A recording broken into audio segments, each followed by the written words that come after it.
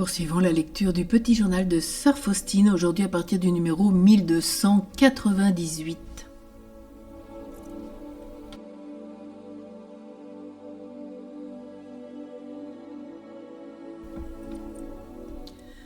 « 27 septembre 1937. Nous nous sommes rendus, la mère supérieure et moi, chez l'imprimeur, où l'on imprimait et peignait les petites images de la miséricorde divine, de même qu'on y imprimait les invocations, et le chapelet, qui venait d'obtenir l'imprimature. Nous devons voir également la grande image rectifiée. Elle est très ressemblante. J'en ai éprouvé une grande joie. Lorsque j'ai contemplé cette image, j'ai ressenti pour Dieu un amour si vif que pendant un bon moment je ne savais où j'étais. Nous nous sommes ensuite rendus à l'église de la Très Sainte Vierge Marie. Nous y avons entendu la Sainte Messe, au cours de laquelle le Seigneur m'a révélé qu'un nombre important d'âmes pourrait trouver le salut grâce à cette œuvre. J'ai ensuite commencé une conversation intime avec le Seigneur.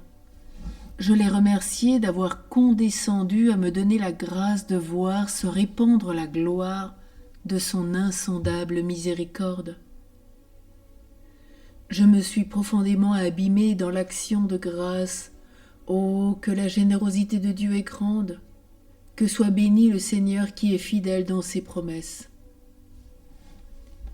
Il est étrange de constater à quel point Mère Irène possède sur toute cette affaire une grande et divine lumière. C'est elle qui la première permit d'exécuter les désirs du Seigneur.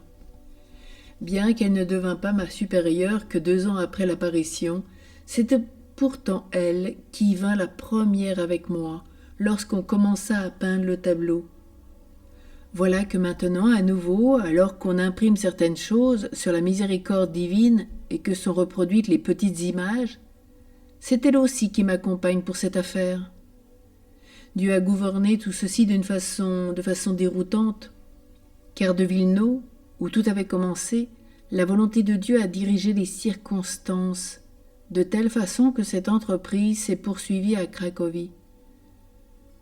Je sais combien notre supérieur est agréable à Dieu. Je vois que Dieu dirige tout et veut que durant ces moments graves, je sois sous la protection de cette mère supérieure. Soyez remerciés, mon Dieu, pour de semblables supérieurs qui vivent dans l'amour et la crainte du Seigneur. Aussi est-ce pour elle que je prie le plus, car c'est elle qui s'est donné le plus de peine pour cette œuvre de la miséricorde de Dieu. 29 septembre 1937. J'ai compris aujourd'hui bien des secrets de Dieu. J'ai su que la Sainte Communion demeure en moi jusqu'à la communion suivante. La présence de Dieu que l'on peut ressentir et qui est vivante prolonge sa durée en mon âme.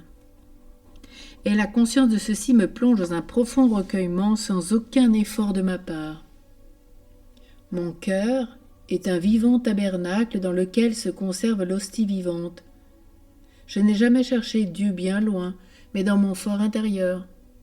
C'est dans la profondeur de mon propre être que je rencontre celui qui est mon Dieu.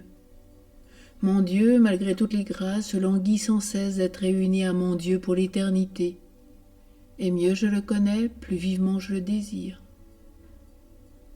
Jésus, Marie, Joseph, avec nostalgie je regarde le ciel étoilé, le bleu saphir des firmaments infinis. Vers toi, mon Dieu, est attiré le cœur pur qui désire se libérer des entraves charnelles. Avec grande impatience, je te regarde, ô ma patrie. Quand donc prendra fin mon exil? Ainsi te crie Jésus, ton épousé, que la soif de toi fait agoniser. Je languis en regardant les saintes traces de ceux qui ont passé par ce désert jusqu'à la patrie. Ils me laissèrent l'exemple de la vertu, ainsi que de leurs conseils. Et ils me disent « Patience, sœur, sous peu tomberont tes chaînes. » Mais l'âme impatiente n'entend point ces paroles. Elle désire ardemment son Dieu et Seigneur. Elle ne comprend pas le langage humain, car c'est de lui seul qu'elle est éprise. Languissante est mon âme d'amour blessée, elle se ferait un passage à travers tout ce qui est créé. Elle s'unit dans l'éternité infinie avec ce Seigneur que mon cœur a épousé. Ah, mon âme nostalgique, permets ô Dieu de sombrer en ta divine Trinité. Comble mes désirs pour lesquels je t'implore en toute humilité, le cœur rempli du feu de l'amour. Aujourd'hui s'est présentée à la grande porte une personne qui a demandé à être reçue parmi nos élèves. Cependant, elle ne put être acceptée. Cette personne avait grand besoin de notre maison. Pendant l'entretien que j'ai eu avec elle, se renouvela en moi la passion de Jésus.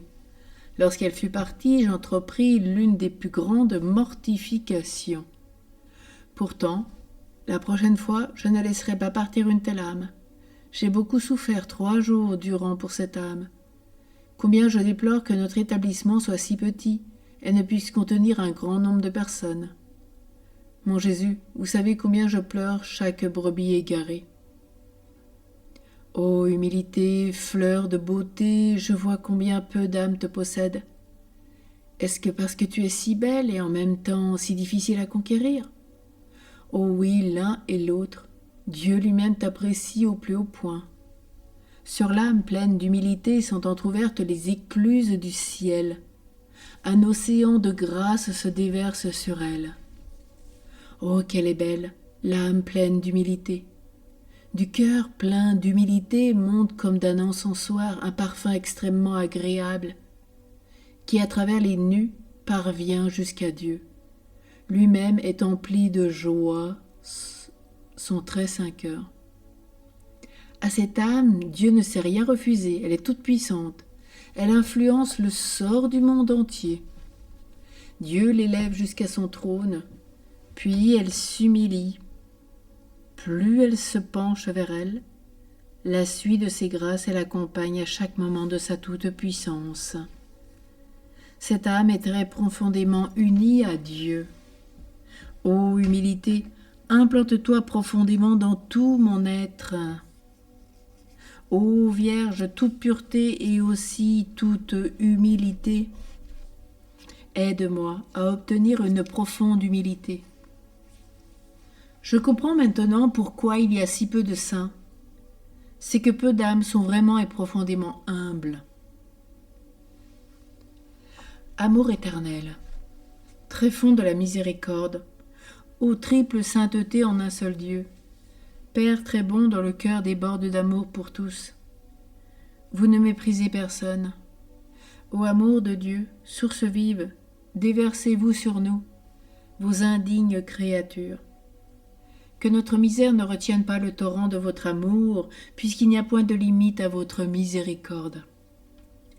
Ô Jésus, je me suis aperçu en quelque sorte que vous vous occupiez moins de moi. Oui, mon enfant, je me fais remplacer par ton directeur de conscience. Il s'occupe de toi selon ma volonté, respecte chacune de ses paroles comme mes propres paroles. Il est pour moi ce voile sous lequel je me cache. Ton directeur de conscience et moi ne faisons qu'un, ses paroles sont les miennes. Lorsque je fais le chemin de croix, à la 12e station, je ressens une profonde émotion. Là, je mesure la toute-puissance de la miséricorde de Dieu qui passa par le cœur de Jésus. Dans cette blessure ouverte du cœur de Jésus, j'enferme toute la pauvre humanité, et particulièrement certaines personnes que j'aime. Je fais cela chaque fois que je fais le chemin de croix. De cette source de miséricorde sont sortis 2 rayons, le sang et l'eau, et leur immense grâce submerge le monde entier.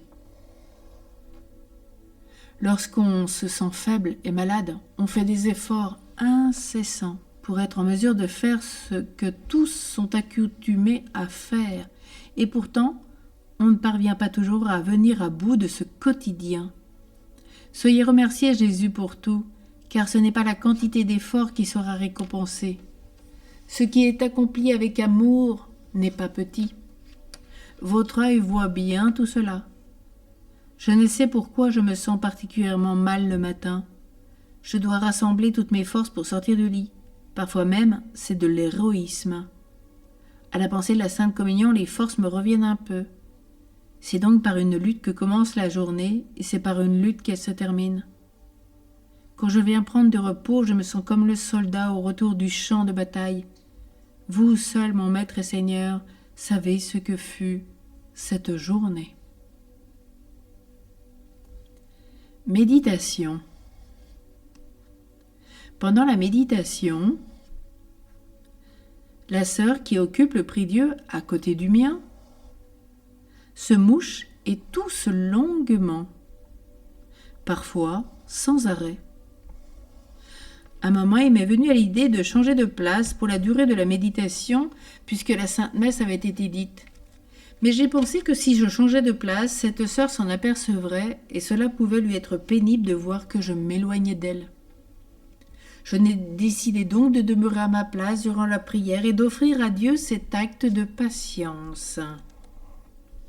Vers la fin de la méditation, mon âme fut envahie par la consolation de Dieu, et ceci dans la mesure où mon cœur était capable de le supporter. Et le Seigneur me fit comprendre que si je m'étais détourné de cette sœur, je me serais également détourné des grâces qui affluèrent en mon âme.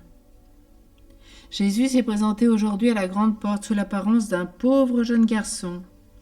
Ce pauvre jeune homme émacié, vêtu d'un costume terriblement déchiré, pieds nus et tête nue, était gelé, car le temps était pluvieux et froid. Il a demandé quelque chose de chaud à manger. Je suis donc allé à la cuisine, mais n'y ai rien trouvé pour les pauvres. Pourtant, après un moment de recherche, j'ai trouvé un peu de soupe que j'ai fait réchauffer et dans laquelle j'ai émietté un peu de pain. Et j'ai servi le pauvre qui s'est mis à manger, et au moment où je lui reprenais le bol, il me fit connaître qu'il était le maître du ciel et de la terre. Lorsque je le vis tel qu'il était, il disparut à mes yeux. Après être retourné au logis, et alors que je réfléchissais sur ce qui s'était passé à la grande porte, j'entendis ces paroles en mon âme. Ma fille, les bénédictions des pauvres qui me bénissent en s'éloignant de la grande porte sont parvenues à mes oreilles, et ta miséricorde dans les limites de l'obéissance m'a plu. C'est pourquoi je suis descendu de mon trône afin de goûter les fruits de ta miséricorde. Ô mon Jésus, tout ce qui s'est passé il y a un moment est maintenant clair et compréhensible. Je me suis bien demandé qui était ce pauvre qui montrait tant d'humilité. Dès cet instant s'est allumé en mon cœur un amour encore plus pur envers les pauvres et ceux qui sont dans le besoin. Oh, comme je me réjouis que mes supérieurs m'aient donné cette sorte de travail. Je comprends que la miséricorde est multiple et qu'on peut faire le bien toujours, partout et en tout temps. Un fervent amour de Dieu voit tout autour de soi, un incessant besoin de se communiquer par l'acte, la parole et la prière. Maintenant seulement, je comprends les paroles que m'avait dites « Ô Seigneur, il y a longtemps ». Oh, quels efforts j'ai besoin de faire pour bien remplir mes devoirs alors que ma santé est si faible. Vous seul le savez, ô Christ. Dans les moments d'abandon intérieur, je ne perds pas ma tranquillité intérieure. Parce que je sais que Dieu n'abandonne pas l'âme. Sauf si elle-même, par son infidélité, brise ce lien d'amour. Pourtant, toutes les créatures, sans exception, dépendent du Seigneur et sont soumises à sa toute-puissance. Il gouverne les unes avec amour, les autres avec justice.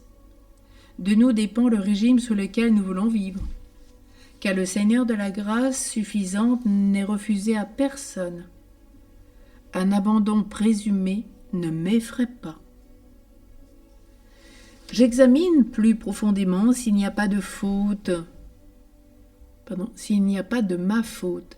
Si cela n'est pas, soyez-en bénis. 1er octobre 1937.